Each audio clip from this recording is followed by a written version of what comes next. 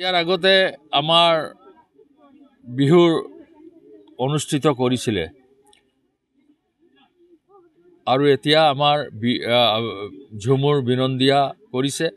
সাংস্কৃতিকভাৱে এইটো চৰকাৰে যিটো পদক্ষেপ লৈছে এইটো আমি ধন্যবাদ জনাইছোঁ, কিন্তু লগতে এই মানুহখিনিৰ যিবোৰ মৌলিক সমস্যা আছে সেই সমস্যাবোৰো সমাধান কৰিবৰ কাৰণে চৰকাৰে আন্তৰিকতাৰে কামবোৰ কৰিব লাগে।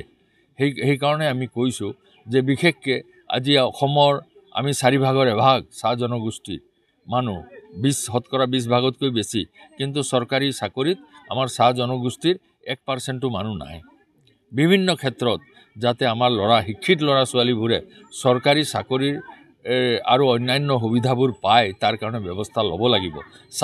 চাহ বাগিচা অঞ্চলত আজি অসম চাহ মজদুৰ সংঘৰ প্ৰচেষ্টাত চাহ বাগিচাৰ যিমান কেৰেণী হওক, ৱেলফেয়াৰ হওক, অন্যান্য পোষ্ট ওলাইছে সেইবোৰ আমি আমাৰ নিজৰ সংঘৰ যোগেদিয়ে কৰিছোঁ, কিন্তু অন্যান্য অনুষ্ঠানত যাতে আমাৰ শিক্ষিত ল'ৰা ছোৱালীবোৰে পায় তাৰ কাৰণে এইটো ব্যৱস্থা ল'ব লাগে।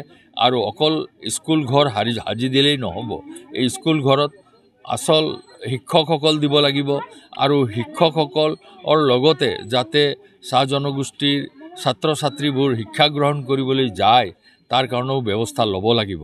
কাৰণ আজি অসমৰ যিমান জনগোষ্ঠী আছে তা সকলোতকৈ আমাৰ চাহ জনগোষ্ঠীৰ লোকসকল শৈক্ষিকভাৱে পিছপৰা। ইয়াৰ আগতে আমাৰ বিহুৰ অনুষ্ঠিত কৰিছিলে আৰু এতিয়া আমাৰ ঝুমুৰ বিনন্দিয়া কৰিছে। সাংস্কৃতিকভাৱে এইটো চৰকাৰে যিটো পদক্ষেপ লৈছে এইটো আমি ধন্যবাদ জনাইছোঁ, কিন্তু লগতে এই মানুহখিনিৰ যিবোৰ মৌলিক সমস্যা আছে সেই সমস্যাবোৰো সমাধান কৰিবৰ কাৰণে চৰকাৰে আন্তৰিকতাৰে কামবোৰ কৰিব লাগে। সেইকাৰণে আমি কৈছোঁ যে বিশেষকৈ আজি অসমৰ আমি 4/5 এভাগ চাহ জনগোষ্ঠীৰ মানুহ, 20% ভাগতকৈ বেছি, কিন্তু চৰকাৰী চাকৰিত আমাৰ চাহ জনগোষ্ঠীৰ 1% মানুহ নাই। বিভিন্ন ক্ষেত্ৰত যাতে আমাৰ শিক্ষিত ল'ৰা ছোৱালীবোৰে চৰকাৰী চাকৰিৰ আৰু অন্যান্য সুবিধাবোৰ পায় তাৰ কাৰণে ব্যৱস্থা ল'ব লাগিব।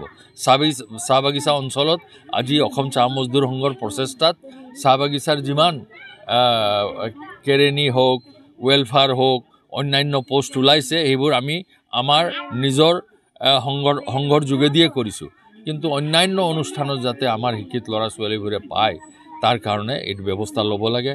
আৰু অকল স্কুল ঘৰ সাজি দিলেই নহ'ব, এই স্কুল ঘৰত আচল শিক্ষকসকল দিব লাগিব আৰু শিক্ষকসকলৰ লগতে যাতে চাহ জনগোষ্ঠীৰ ছাত্ৰ ছাত্ৰীবোৰ শিক্ষা গ্ৰহণ কৰিবলৈ যায় তাৰ কাৰণেও ব্যৱস্থা ল'ব লাগিব। কাৰণ আজি অসমৰ যিমান জনগোষ্ঠী আছে তা সকলোতকৈ আমাৰ চাহ জনগোষ্ঠীৰ লোকসকল শৈক্ষিকভাৱে পিছপৰা।